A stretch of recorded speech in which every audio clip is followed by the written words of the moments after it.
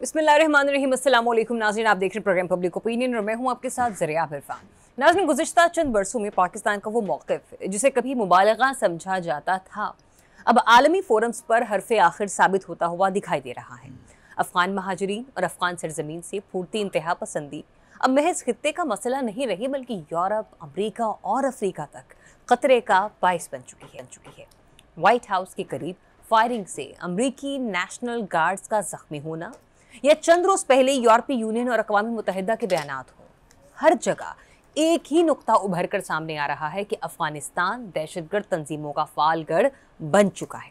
Al Qaeda, Daesh और TTP जैसी तंजीमों की मौजूदगी ने दुनिया को पहली बार इस हकीकत का सामना करने पर मजबूर कर दिया है, जिसकी निशानदही पाकिस्तान बरसों से कर रहा था। दूसरी जानिब पाकिस्तान इस वक्त खित्ते में एक बार फिर उस मकाम पर आ खड़ा है जहां आलमी ताकतों की नज़रें उसके किरदार, इम्कानात और स्ट्रेटेजिक सलाहियतों पर मरकूज हो चुकी हैं। फील्ड मार्शल आसिम मुनीर की जामे मिलिट्री डिप्लोमेसी ने पाकिस्तान को मशरिक़ वुस्ता, वस्ती एशिया और आलमी सफारती सतह पर गैर मामूली मरकजियत तो दिलाई है, लेकिन सऊदी अरब, ईरान, चीन, तुर्की, आज़रबाईजान और मलेशिया समेत मुतअद्दिद अहम ममालिक के आला सतही वफूद का पाकिस्तान आना भी इस बात का सबूत है कि पाकिस्तान न सिर्फ एक मुस्तहकम पार्टनर के तौर पर उभर रहा है, बल्कि इलाकाई तनाज़ात में मसालहतकार और तिजारती इम्कानात में पुल के तौर पर, यानी कि एक ब्रिज के तौर पर भी सबके लिए एक अहम बनता जा रहा है। सवाल यह है कि इस बढ़ती हुई तवज्जो और एतमाद को पाकिस्तान अपनी मौशी मजबूती और सिफारती कामयाबी में कैसे ढाल सकता है।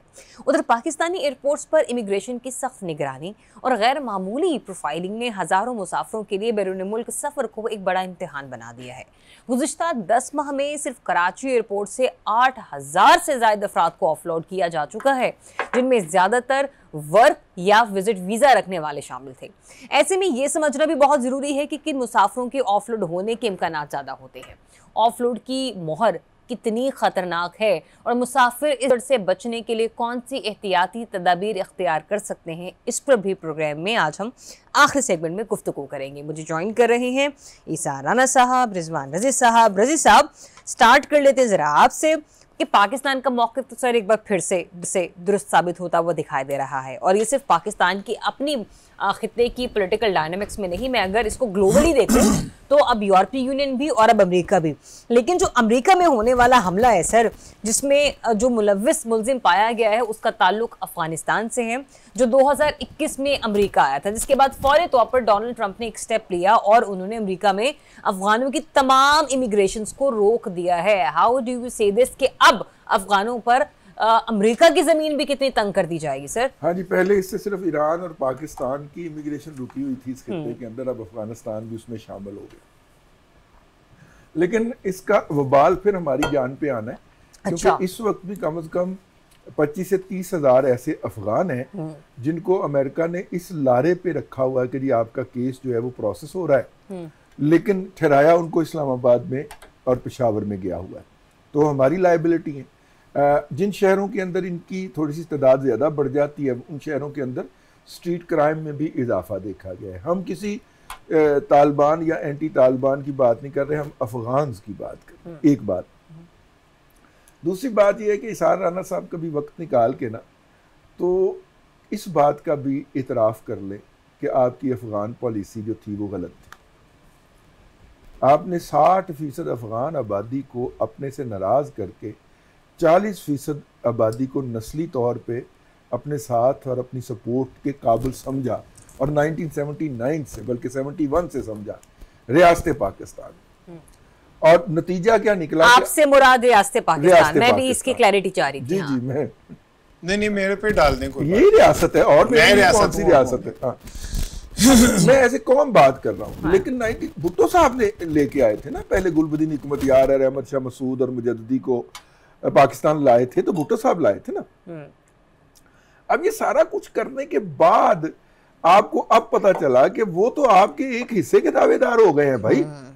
ठीक है, वो तो कहते हैं कि हमारा बॉर्डर जो है वो तो अटकता को होता है, हालांकि हमें उतनी शिद्दत से उन्हें कहना चाहिए भाई ना हमारी सरहदी चौकी काबुल हुआ करती थी, तो इसलिए आप ऐसी बात ना करें, फिर हम काबुल तक आएंगे। लेकिन ये इन सो मेनी वर्ड पाकिस्तान के अंदर से कोई नहीं कहता, क्योंकि हम ये लोग समझते हैं कि जितनी भी नफरत अंगेज़ बातें अफ़गानों के ब्याह पे की जाती हैं वो 99.9% जो होती हैं वो इंडिया से की जाती हैं। और अब तो वो ऑप्शन भी आ गया ना, आप चेक कर लेते हैं कि आईडी कहाँ से ऑपरेट हो रही है, तो वो इंडिया से बेशतर बलोच जो हैं वो इंडिया से निकले हैं। खैर एनीवे, इस पे हम फिर बात करेंगे। लेकिन सर कभी इस पे भी थोड़ा सा रिग्रेट कर दीजिए कौम के सामने कि हमारी वो पॉलिसी नाकाम हो गई। लेकिन जिस मुल्क में जाते हैं, जर्मनी ने सबसे ज्यादा पनाह दी है अफगानों को, जहाज भर भर के उसने हमारे इस्लामाबाद भेजे हैं। हालांकि असूली तौर पे उन्हें काबुल भेजना चाहिए, लेकिन वो भेजे हैं। और नतीजा क्या है, वहां पे ऐसी बदतमीजी। ऑस्ट्रेलिया ने इनको पनाह दी सर, ऑस्ट्रेलिया को भी तौबा करके इनको वापस भेजना पड़ा। तो कहने का मतलब ये है कि ये अब अक़वाम मुत्तहिदा की, यूरोपियन यूनियन की रिपोर्ट पढ़ लें और ताज़ा तरीन। अब ये साहब जो हैं ये उसके सिक्योरिटी कॉन्ट्रैक्टर थे अमेरिकन फोर्सेस के ना, और इस बुनियाद के ऊपर इन्हें अमेरिका जाने की और रहने की इजाज़त दी गई। अब्दुर्रहमान लखनवाल इनका नाम है। और मैं तो इस पे दुआ कर रहा था कि अल्लाह करे ये पाकिस्तान के वीज़े पे ना वहाँ पे गया हो। हाँ, मेरी दुआ कबूल हो गई। वो अमेरिकी सदर ने कह दिया कि वो अफगान नेशनल था जिसको हमने यहाँ पे इनवाइट किया था। उन्होंने जी वहाँ पे वाइट हाउस के 2 गार्ड्स को ज़ख्मी किया है जी। जो रियासत के गवर्नर ने पहले स्टेटमेंट दे दी कि जनाब वो दोनों मारे गए हैं। फिर क्लैरिफिकेशन आई नहीं जी शदीद ज़ख्मी है, क्रिटिकल कंडीशन में है, इसलिए कुछ भी हो सकता है। तो अभी तक हमें उसकी कोई वजह समझ नहीं आई। पीटीएम की वो सपोर्ट करते थे मौसूफ जो हैं। पाकिस्तान अफगानिस्तान का बॉर्डर वो जो है वो अटक तक देखना चाहते थे। नंबर दूसरी बात, नंबर 3 लड़ो बर के वो बहुत बड़े अलमबरदार थे कि आर के और पार के दोनों अफगान जो हैं वो यक अफगान है। इसके बावजूद भी, और अमेरिका ने उनको पाकिस्तान से आज़ादी दिलानी थी, इसके बावजूद अमेरिकी सिपाहियों पे गोली चला दी है। गल समझ आने वाली नहीं है। आपको समझ आया? चले मैं राणा साहब से भी पूछ लेती हूँ कि उनकी समझ में ये बात किस हद तक आ रही है और किस हद तक बाय किया जा सकता है इस स्टेटमेंट को कि अफगानियों के जो इमिग्रेशन है उनको रोक दिया गया है। राणा साहब, एक तो बेचारा अमेरिका अपना असलहा भी भूल जाता है अफगानिस्तान में, ठीक है ना, फिर यही वो अफगानी हैं जो उठाते हैं उनके बंदूकें और तान देते हैं उनके अपनों पर ही। फिर डोनाल्ड ट्रंप ये भी कहते हैं कि जिस जानवर ने ये जुल्म किया है उसे इसकी भारी कीमत चुकाना पड़ेगी। सर, डोनाल्ड ट्रंप का मिजाज देख के आपको क्या लगता है कि कितनी भारी कीमत चुकाना पड़ सकती है और उसकी कीमत के नतीजे में पाकिस्तान को क्या कॉन्सिक्वेंसेस भुगतने पड़ सकते हैं? सर देखिए, अब पहली दफा ये हुआ है कि पहाड़ जो है ना उठ के नीचे आ गया है। नहीं, शायर इस शेर में पहाड़ से किसको तशबीह दे रहा है सर? भाई देखे ना, अफगानिस्तान ना जो सर ही नहीं होता, रूस से सर नहीं होता, ईरान अमेरिका से सर नहीं होता, ठीक है ना, ते साढ़े सर होएगा ते सर 16 साल रहे फिर भी सर नहीं हुआ। तो और ऊंट है अमेरिका, जहां थोड़ा सा उसे स्पेस दो फिर वो पूरा घुस जाता है, अंगड़ाई लेके बैठ जाता है, पूरे फिर वो खेमे में अंदर अकेला घुस जाता है। अच्छा, अब वो हमारी शुक्र है, देखिए वो हम पाकिस्तान के साथ कुछ अरसे से बैनुल अक़वामी तौर पे गुड लक्स चल रही है। हुण साडी लड़ाई अफगानियों से खत्म, हुण ट्रंप जाने ते अफगानी जाने। जब उसने ये कह दिया ना रजी भाई, वो खास मैसेज आया कोई जो आपने अगले सेगमेंट में बोलने, तो फिर मेरे तवज्जो दो। मैं आपकी इतना गौर से आपको देख रहा होता हूँ, इतनी आजिज़ी से आपकी तरफ और इतनी मोहब्बत से। मैं ना, मुझे आपकी आजिज़ी नहीं, मुझे मोहब्बत चाहिए सिर्फ। मैं इतनी मोहब्बत से देखता हूँ। शुक्रिया। मैं और उस मोहब्बत को मैं हमेशा मल्टीप्लाई करता हूँ। ये को माइनस करती है, हमेशा हमें लड़ाने की कोशिश करती है। आप तकसीम करते हैं, ठीक है ना। आगे चल। अच्छा, आप सुने, देखें जो कल का स्टेटमेंट है ना ट्रंप का, आप ट्रंप को जितना हम समझे, वो ना उसके अंदर जो भी होता है ना वो अपने लफ्जों में फटाफट बयान कर देता है। उन्हें सीधे लफ्ज कहा कि अभी आप अफगानियों की खैर नहीं है, वो भी रोक दें जो हम उन्हें लाने लगे थे, यूं भी कर दें, यूं भी कर दें, यूं भी कर दें। एक बात तो ये हो गई। दूसरी बात ये हुई कि पाकिस्तान पे से प्रेशर कम होगा।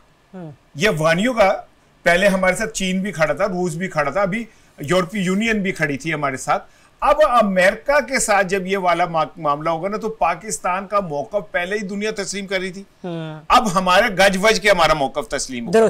ये हमारी कामयाबी है। और आखिर में एक बात आप फिर कहेंगी कि कि हर बात में कहीं ना कहीं ले जाता हूँ। देखें, एक बंदे ने 2 गोलियां चलाई, अमेरिका के सदर ने अमेरिका की पूरी पॉलिसी बदल दी। इत्थे रेमंड डेविस आया, उसने हमारे बंदे मारे, फिर उसको रेस्क्यू करने के लिए जो अमेरिकी सिफारतकार आए उनकी गाड़ी के नीचे आके बंदे मर गए, और हमने हाथ जोड़ के रेड कारपेट करके रेमंड डेविस को वापस कर दिया। रियासतें जो हैं वो इस तरह अपने आप को साबित करती हैं। बातें तो मेरी बुरी लगती हैं, कड़वी लगती हैं, लेकिन इन बातों की तरदीद कोई नहीं करता। ये जब आज मैं सुबह जब मैं पढ़ रहा था ना कि 2 बंदे जख्मी होने पे उसने अमेरिका ने अपनी पॉलिसी पूरी बदल दी और हमारा बंदे मर गए, उन्होंने आके बचाते हुए फिर गाड़ी के नीचे बंदे मार दिए। हमने उस चौक का नाम ही बदल दिया जहां पे ये सब कुछ हुआ, और फिर उसके बाद उसे जिस तरह जेल में फैसिलिटीज दी गई। यहां तक मुझे इत्तला है कि मुझे कहना नहीं चाहिए कि जब हमारी कोई वहां पे मजहबी कोई वो होती थी तो वो कहता था मैं डिस्टर्ब होता हूं, तो स्पीकर की आवाजें कम कर दी गई।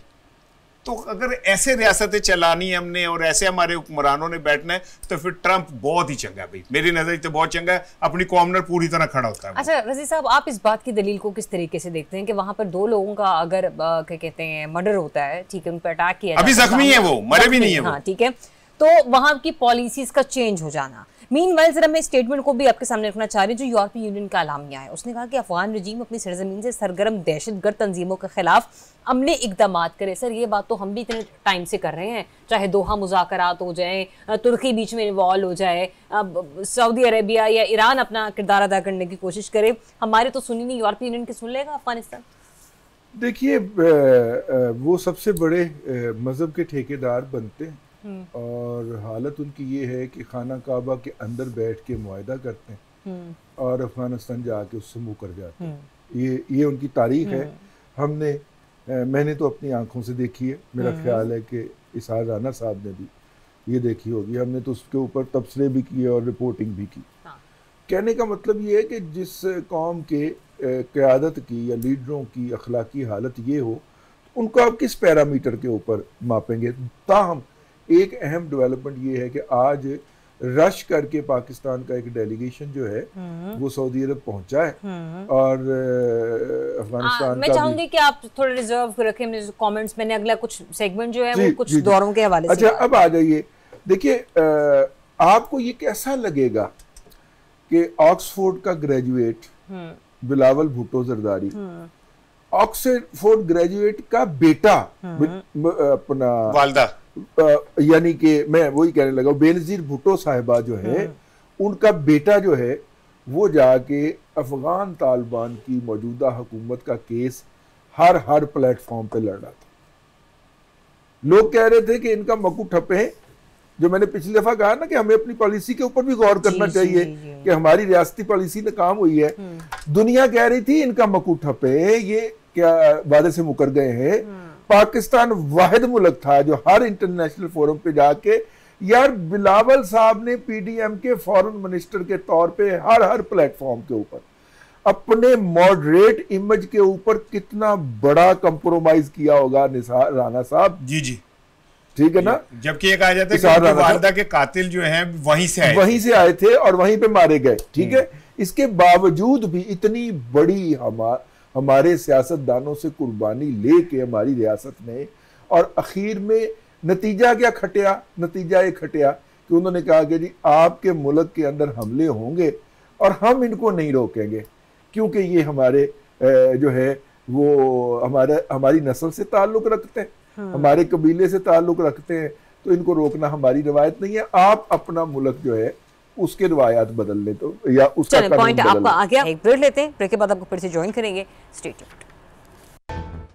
Welcome back once again. नाज़रीन, पिछले गुज़िश्ता 2 से 3 माह के जब हम को स्टडी करते हैं तब हम ये देखते हैं कि पाकिस्तान का मुख्तलिफ ममालिक का दौरा और मुख्तलिफ ममालिक का पाकिस्तान का दौरा, इसमें खासी जो है ना वो शिद्दत आ चुकी है। और जब भी सिलसिले में बात होती है वो सबसे पहले स्टार्ट होती है डिफेंस डिप्लोमेसी से लेकर मिलिट्री डिप्लोमेसी से लेकर, फिर उसके बाद हम लोग बढ़ते हैं अपनी इकोनॉमी पॉलिसीज़ की तरफ। अभी भी जो प्राइम मिनिस्टर ऑफ पाकिस्तान है वो इस वक्त बहरीन में मौजूद हैं और 2 रोज़ा दौरा है उनका, और इस सिलसिले में वली अहद से भी मुलाकात है, जबकि बाहमी ताउन मजबूत बनाने का वो इरादा भी करते हैं। अच्छा, इस सिलसिले में एक क्वेश्चन ये हम लोग फ्लोट ज़रूर कर रहे हैं, चाहे फ़लस्तीन में अमन का मामला हो, फिर चाहे दीगर और चीज़ें हों, वहाँ पे डोनाल्ड ट्रंप जिस तरीके से पाकिस्तान की उसके कसीदे पढ़ते रहते हैं खूबियों के, वो भी लायक तहसीन हो जाते हैं। लेकिन जब खित्ते में इस हद तक पाकिस्तान की मकबूलियत हो जाए,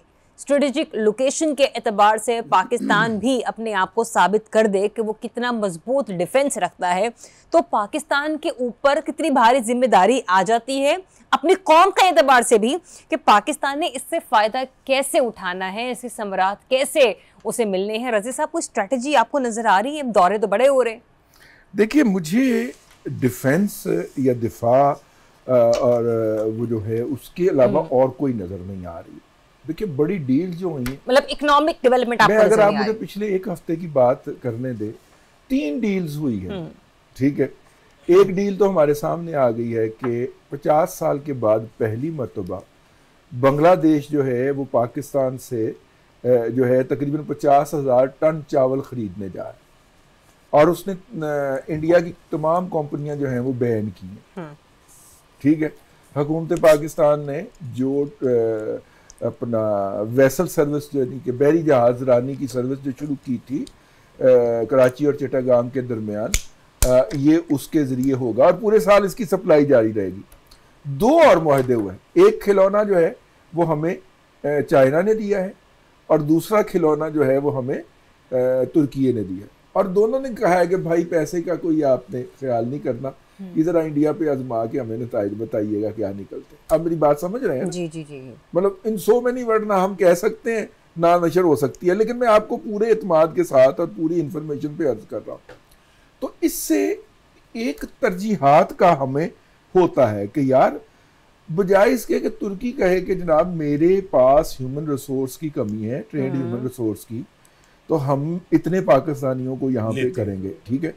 आज ये जो मुश्तरका स्टेटमेंट आई है अपना ये जो बहरीन वाली, अब देखिए बहरीन की आज़ादी का मुकदमा जो है वो कायद-ए-आज़म मोहम्मद अली जिन्ना ने लड़ा था, ठीक है।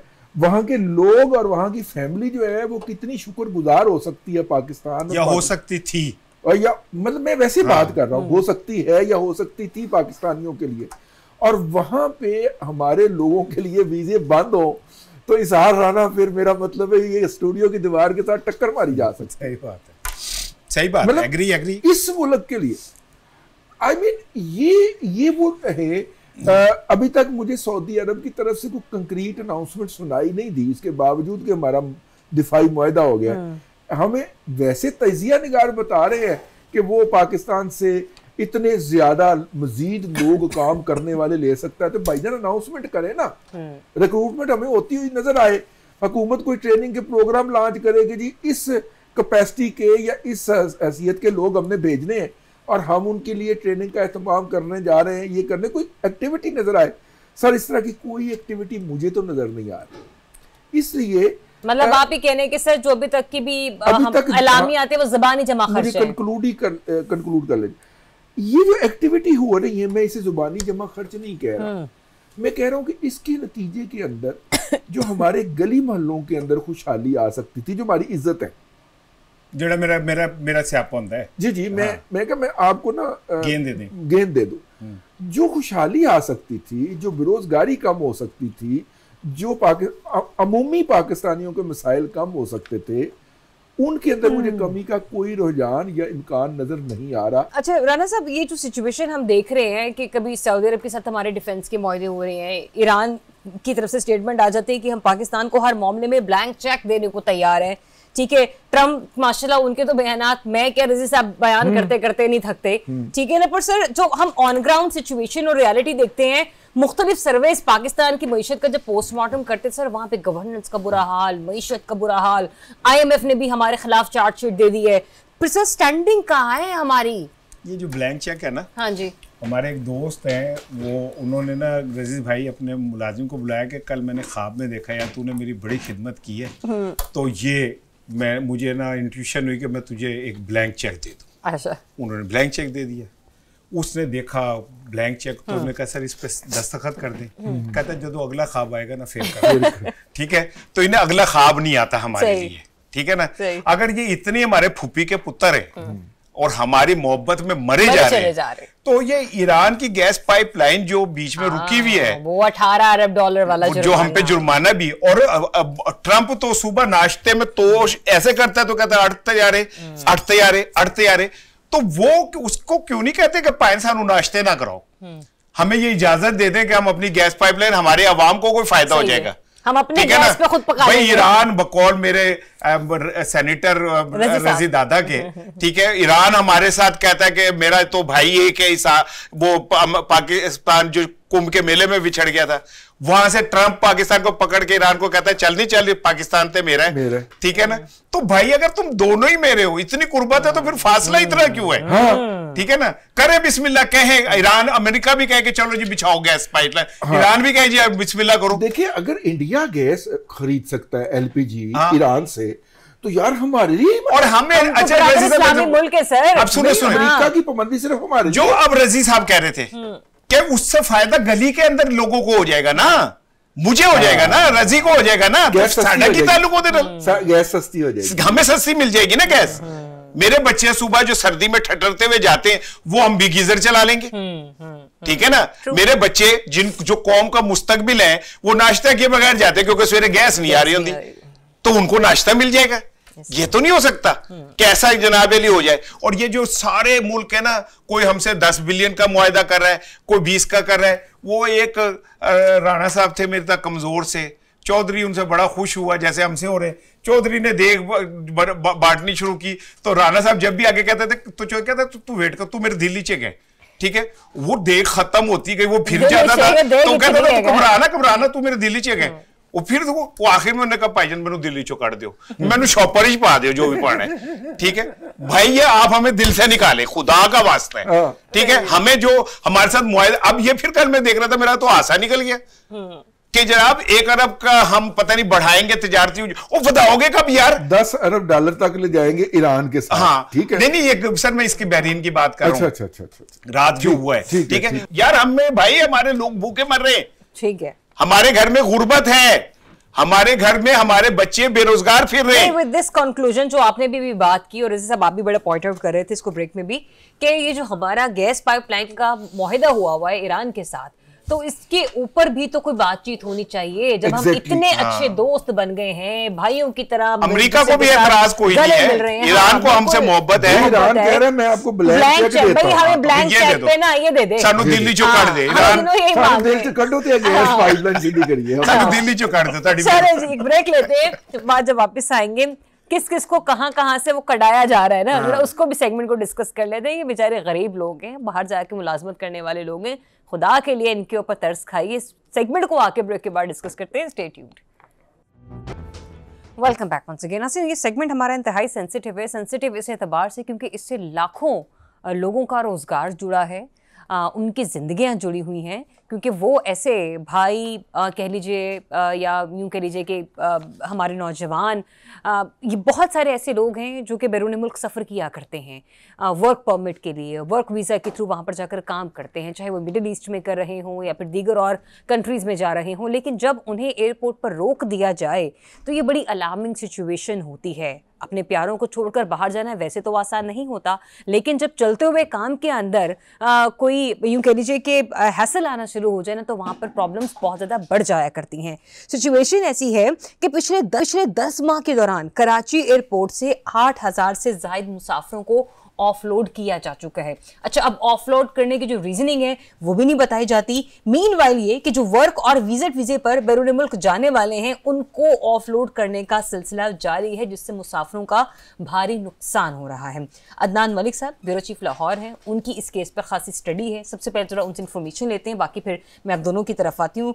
अब मलिक साहब मुझे ये बताइए, एक तो रीजन क्या है इन लोगों को ऑफलोड करने की, और दूसरी ये भी कि जब हम किसी को ऑफलोड करते हैं, यानी कि रियासत किसी को ऑफलोड कर रही है चेक एंड बैलेंस रखते हुए, तो सर जब ये मोहर उसके पासपोर्ट पर सब्त कर दी जाती है, सर कितनी खतरनाक है ये? शुक्रिया। मैं आपको बताऊं कि ये ऑफलोडी जो किया जाता है, ऑफलोडी जिसे कहते हैं, मुसाफिर जो नहीं बैरून मुल्क नहीं जा सकता, उसके ये पासपोर्ट पे मोहर नहीं लगती, उसके माथे पे लगती है, माथे पे। और वो कहीं और ना तो नया पासपोर्ट बनवा सकता है, उसका इमिग्रेशन के कंप्यूटर में एक रिकॉर्ड आ जाता है जिसे पासी सिस्टम कहते हैं, उस सिस्टम में रिकॉर्ड आ जाता है। वो पाकिस्तान के किसी भी एयरपोर्ट से डिपार्चर करेगा तो उसका डाटा, मुकम्मल डाटा सामने आ जाएगा। और इस पे डोमेस्टिक एयरलाइंस में भी नहीं, डोमेस्टिक तो कर सकते हैं ना, इंटरनेशनल जहाँ पे पासपोर्ट दिखाएगा, जब पासपोर्ट जहाँ पे जरूरत है उसकी। और दूसरी बात यह है कि अगर वो बंदा कहीं जाना चाहे तो वो फिर इल्लीगल तरीके से कहीं से वो डंकी लगा के जा सकेगा। कानूनी तौर पर उसके बैरून मुल्क ट्रेवल के दरवाजे बंद कर दिए जाते हैं। और सितम ज़रीफ़ी ये है कि उसके जब उसको ऑफलोड किया जाता है उसके पासपोर्ट पे ये रीजन नहीं लिखी जाती। अच्छा, कि क्यों आपको ऑफलोड किया जा रहा है। जब तक उसको रीजन नहीं लिखेंगे, वो रीजन दूर नहीं करेगा, वो कोर्ट में जाएगा या अपने दस्तावेजात मुकम्मल करेगा, तो उस वक्त तक वो बैरून मुल्क सफर नहीं कर सकेगा। और ये पहली दफा जाने से ज्यादा एक मुशक्कत तलब काम है कि अगर दोबारा ऑफलोडी को दोबारा अपने डॉक्यूमेंट्स क्लियर कर भी ले तो उसे कई इम्तहानात से गुजरना पड़ता है। इस सिलसिले में जो है इंटरनेशनल एयर ट्रेवल एसोसिएशन है, अच्छा, IATA जिसे कहते हैं, उसने कुछ रूल्स बनाए हुए हैं जिन्हें हम टिम कहते हैं। टिम का मतलब है ट्रेवल इंटरनेशनल मैनुअल। अच्छा। उसके मुताबिक एक SOPs दिए गए हैं कि बैरून मुल्क सफर करने वाले के पास ये दस्तावेजात होनी चाहिए। उसके पास वैलिड पासपोर्ट होना चाहिए जिसकी 6 माह तक जो है वो वैलिडिटी हो। CNIC उसके पास कंप्यूटराइज्ड होना चाहिए। जहां जा रहा है, अगर वो विजिट पे जा रहा है तो उसकी होटल बुकिंग होनी चाहिए, उसके पास रिटर्न टिकट होनी चाहिए। और आजकल तो ये चेक किया जा रहा है कि उसकी ट्रेवल हिस्ट्री क्या है। जो फर्स्ट टाइम लोग जाना चाह रहे हैं उन्हें नहीं जाने दिया जाता कि भाई आपकी तो ट्रेवल हिस्ट्री नहीं है। भाई जब वो जाएगा तो उसकी ट्रेवल हिस्ट्री बनेगी ना उसकी। ये तो सिर्फ वो जैसे मुलाजमत के लिए बच्चे आते हैं कि आपके पास एक्सपीरियंस नहीं, भाई ग्रेजुएट किया हुआ बच्चा कहां से एक्सपीरियंस लेकर आएगा। दूसरी बात, एक इदारा है हमारे पास जो फेडरल लेबर डिपार्टमेंट के अंडर काम करता है, उसे कहते हैं प्रोटेक्टर ऑफ इमिग्रेंट्स। वो एक स्टैंप लगाता है जो वर्क वीजे पे, जो एम्प्लॉयमेंट वीजे पे बैरून मुल्क लोग जाते हैं उनके वीजे पे वो ऑथेंटिसिटी की मोहर लगाता है। उसकी इंश्योरेंस होती है, वो एक फीस अदा करता है और वो नादरा से भी उसका रिकॉर्ड किया जाता है कि ये बंदा लीगली बैरून मुल्क इस मुलाजमत के लिए जा रहा है। उसकी मुलाजमत का वहाँ का एम्प्लॉयमेंट लेटर या एम्प्लॉयर का जो भी उसकी दस्तावेजात होगी वो सारा उसने वहाँ प्रोटेक्टर ऑफ इमिग्रेंट्स के लिए सबमिट करनी होती हैं। जब वो भी आता है एयरपोर्ट पे तो उसे रोक लिया जाता है। भाई जिसकी गारंटर गवर्नमेंट ऑफ पाकिस्तान है उसको क्यों रोका जा रहा है। अच्छा, अपना अदनान साहब, आप तो इस मामले में अथॉरिटी हैं, यानी पिछले 30 साल एयरपोर्ट के रिलेटेड कोई मसला है अदनान मलिक साहब ठीक है, हमारे कुलीग भी रहे, और जनाब मियां नवाज शरीफ साहब बाहर से आ रहे हैं, अंदर कोई नहीं जा पा रहा, मलिक साहब पहुंचे हुए। मलिक साहब, मेरी एक आपने थोड़ी सी रहनुमाई और करनी है। मुझे ये बताइए कि चूंकि आप इस मामले को देख भी रहे हैं, सर कोई रीजन आपको नजर आ रहा है कि क्या वजह है लोगों को ऑफलोड किया क्यों जाता है? चले पासपोर्ट पर तो नहीं बताया जा रहा, लेकिन किन किन शकूक व शुबहात की बिना पर लोगों को जो है वो ऑफलोड किया जा रहा है? हाँ, ये बड़ा दिलचस्प सवाल है। सूरत हाल ये है कि तमाम डॉक्यूमेंट्स कंप्लीट होने के बावजूद इमिग्रेशन ऑफिसर जो पहले इंस्पेक्टर हुआ करता था, डिपार्चर का इंचार्ज, आजकल वो असिस्टेंट डायरेक्टर है। अच्छा, उसको आपके सवालों को जो वो सवाल करेगा आपको जवाब देने हैं। हाँ। अगर आप उसको अपने जवाबात से मुतमिन नहीं करते तो उसके पास अथॉरिटी है, वो आपको रोक लेगा।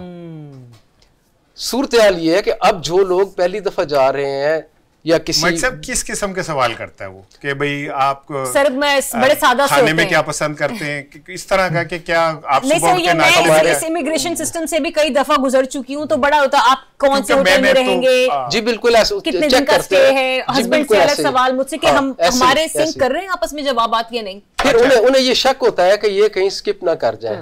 देखिए, स्किप करने की भी एक पॉलिसी है कि हमारे यहाँ सिर्फ जो 12 अजला है वस्ती पंजाब के, सिर्फ उनके लोगों को रोका जाता है।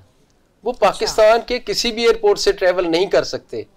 अगर लाहौर का बंदा या गुजरांवाले का बंदा वो करेगा, कराची से ट्रेवल करेगा, उसे वहां से डिपोर्ट इस बिना पे कर दिया जाएगा कि आपका नियरेस्ट एयरपोर्ट जो है वो लाहौर है, सियालकोट है, फैसलाबाद है या रावलपिंडी। आप वहां से क्यों जा रहे हैं? यहाँ से क्यों जा रहे हैं? कराची से मिल जाती है, आपका ट्रैवल एजेंट है, वो आपकी बुकिंग कहीं और से कर देता है। उसमें जो ना, मैं एक बात और आपको बताऊं कि कराची से जो एक्स टिकट है, एक्स पाकिस्तान टिकट है, वो सस्ती है, तकरीबन 30 से 40 हज़ार।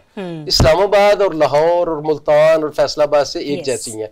वो बंदा जो गरीब आदमी है, जो फर्स्ट टाइम जा रहा है या उम्रे पे जा रहे हैं लोग, वो चाहते हैं कि बाई ट्रेन हम 2-3 हज़ार रुपए, जी उम्रे पे जाने वालों को भी ये कहते हैं कि उम्रे पे जाने वाला वहां स्किप हो जाता है, और ऐसी उन्होंने कई मिसालें भी दी हैं।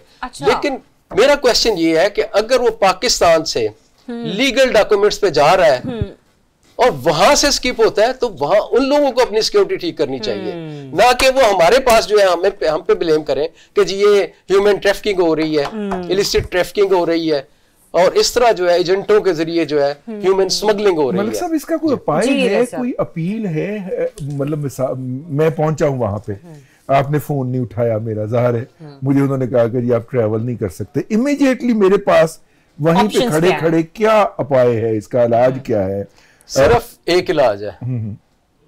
अगर मैं आपका फोन नहीं उठा रहा तो बानी पाकिस्तान आपका फोन जरूर उठाएंगे। अच्छा, आप उनसे बात कर लें। अच्छा, और दूसरी एक और सितम ज़रीफ़ी देखें, एजेंट हजरात जो हमारे ट्रैवल एजेंट्स, वो क्या करते हैं, वो इन लोगों को सस्ती टिकट का लालच देते हैं कि भाई ये जो है ये नॉन रिफंडेबल टिकट है, तुमसे चले ही जाना है, इतने पैसे क्यों ला रहे हैं। वो लोग इस झांसे में आके सस्ती 5-10 हज़ार रुपया सस्ती टिकट ले लेते हैं। जब वो ऑफलोड होते हैं, ऑफलोड उन्हें किया जाता है तो उनकी टिकट जाया चली जाती है। सही। राना साहब और रज़ी साहब, आप मुझे ये बताइए कि इसमें इमिग्रेशन हुकाम किस हद तक कसूरवार हैं इन लोगों के मुस्तकबिल के साथ खेलने में? रियासत पाकिस्तान का किरदार होना क्या चाहिए? दोनों की तजावीज़ और दोनों का तज्ज़िया। रज़ी साहब आप प्लीज। जी मैं पहले अर्ज कर दूं, ये बुनियादी तौर पे ये जो यूरोप को जाने वाली जब कश्तियों में पाकिस्तानियों के मरने की तादाद बढ़ी थी, तो उसके बाद हुकूमत ने FIA के कान खींचे थे। जिस तरह FIA के कान हुकूमत ने साइबर क्राइम के अंदर खींचे, तो उन्होंने इसार राना से लेकर रिजवान रज़ी तक सबको धड़ाधड़ नोटिस जारी करने शुरू कर दिए। ठीक है, और कोई गलती से कोई फिक्रा प्रोग्राम में भी निकल गया या व्लॉग में भी निकल गया तो नोटिस जारी। मुझे लगता है FIA ने वही पुलिसिया भी इधर भी कर ली, इनके कान खींचे गए भी, ह्यूमन स्मगलिंग हो रही है। यानी पाकिस्तानी जो मर रहे हैं उनके पास लीबिया के पासपोर्ट हैं, यहां से वो लीबिया कैसे चले गए? और वहां पे जाके उन्होंने लीबिया का पासपोर्ट बनाया, कश्ती में बैठ के यूरोप जाने की कोशिश की, कश्ती डूब गई, वो फौत हो गए और उनकी डेड बॉडी जब पाकिस्तान वापस लाके आ रहा है, बहुत बड़े बड़े सानियात हुए। यानी कश्ती डूबी, 600 लोग मरे, 400 पाकिस्तानी। ठीक, तो उस पर उनकी खिंचाई हुई। तो इन्होंने कहा कि ज़ाहिर है ये इनकी कनाइमेंस से ही जाते थे ना ये लोग। इन्होंने कहा कि बेहतरीन तरीका ये है कि जो जायज तरीके से जा रहे हैं ना, मेरा ये ख्याल है, उनको की जिंदगी अजीरन की जाए। जब वो चीखेंगे और हुकूमत रिलैक्स करने पे मजबूर होगी, तो हमारी वो वाली 2 नंबरी फिर दोबारा खुल जाएगी, हमें भी कोई थोड़ी सी मिल जाएंगे। अब ये जो टोटल अख्तियारात असिस्टेंट डायरेक्टर लेवल के बंदे को देख के एक करप्शन का माहौल बना दिया गया है, और मेरे पास कोई अपील का फोरम नहीं है। मलिक साहब ने बता दिया कि कोई अपील का फोरम वहां पे नहीं है। मुझे अगर उन्होंने उस असिस्टेंट डायरेक्टर साहब ने ऑफलोड कर दिया तो बस कर दिया। तो उसके बाद फिर मेरा ख्याल ये है कि थोड़ा सा बहुत अरसे से, मतलब जो 10 साल से 8 साल से एक जगह पे बैठा हुआ ऑफिसर है, उसको भी हिलाना जुलाना चाहिए। मुझे तो यही वजह समझ आती है कि उन्होंने कहा कि जायज की भी जिंदगी जीरन करो, जब वो चीखेगा एहतजाज करेगा तो हमारी नाजायज काम फिर खुल जाएंगे। राना साहब, हमारे लिए ना ये एक जुमला एक खबर होती है, वहाँ जर्मनी में या इटली में या यूनान में कश्ती उल्टी, इतने मर गए। खुदा की कसम, उसमें अगर 500 पाकिस्तानी मरते तो 500 ख्वाब मरते, 500 खानदान मरते, 500 माओं के ख्वाब मर जाते हैं, 500 बहनों के जो है ना डोली को कंधा देने वाले मर जाते हैं, 500 बाजू कट जाते हैं। आप सिर्फ ये जब होता है आप कहते हैं जी उनके खिलाफ काम चूक दो, और 2 दिन अखबारात में खबरें लगा के, और आप इन गरीबों को सजा देते हैं यार जो जा रहे होते हैं, जो छोटे छोटे। आप अपने उन एजेंटों को और उन इमिग्रेशन अफसरों को और नादरा के उन अफसरों को क्यों नहीं पकड़ते जो इस धंधे में मुलविस हैं, जिनके देखते देखते जिनकी जायदादें करोड़ों अरबों रुपए पे चली गई। गरीबों दे होते तुम तलवार चला देते हो, और यह कि जी उनकी कहीं कोई नहीं सुनता। तो मैं रिक्वेस्ट करूंगा जस्टिस अमीनुद्दीन साहब से, आईनी अदालत के सरबराह, सर यही सुन लो, ऐसे तो बड़ा आइन कोई नहीं कि जो आइन का एक सिंबल है ना, एक आम आदमी उसकी जिंदगी अगर मुश्किल में है ना, तो सर इससे बड़ा ही नहीं मसला कोई नहीं। चले, मैं इसमें लास्टली आपसे जानना चाह रही हूँ मलिक साहब, दो चीजों के आपने मुझे जवाब देने। एक तो ये कि इमिग्रेशन हुकाम के जो सर ऑफिसर्स हैं जो बैठे हुए होते हैं वहां पर, सर कितने ट्रेंड होते हैं कि वो जज नहीं कर पाते या वो सामने वाले को ईज नहीं दे पाते कि वो अपने सवालों का जवाब दुरुस्त अंदाज में या थोड़ा सा रिलैक्स होकर दे सके। और दूसरा ये